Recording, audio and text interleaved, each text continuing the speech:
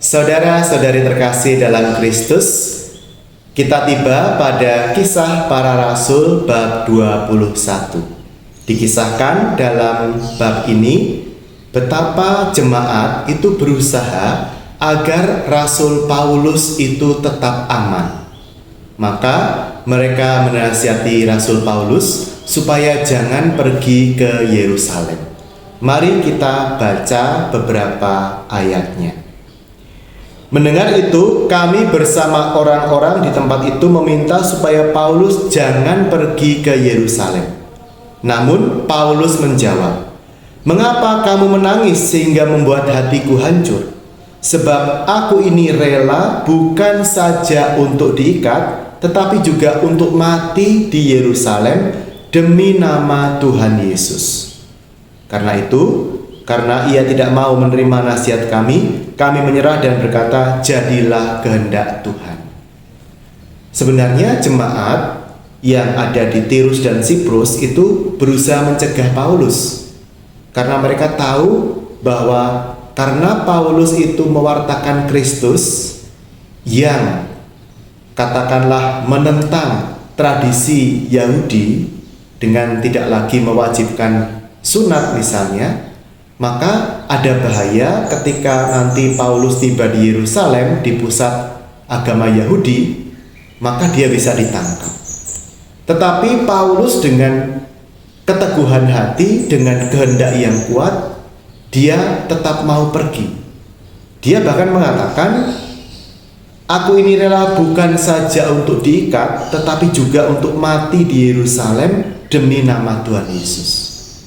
Ini adalah teladan keteguhan iman yang luar biasa.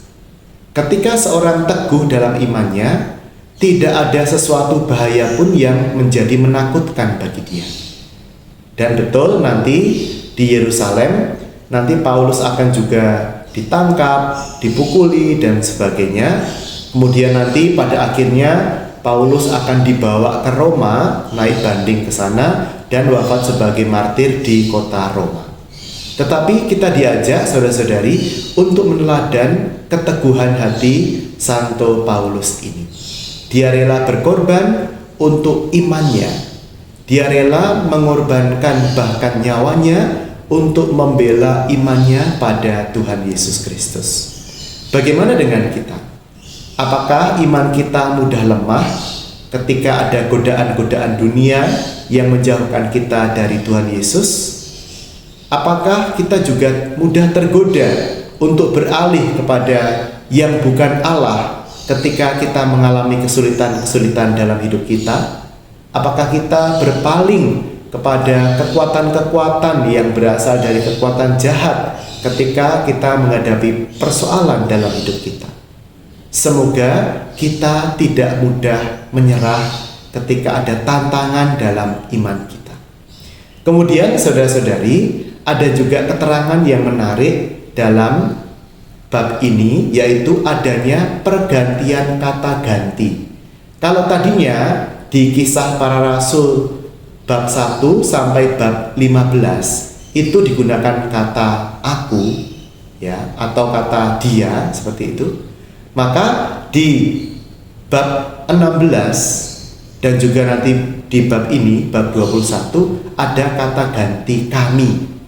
Artinya si pencerita itu hadir ketika peristiwa itu terjadi.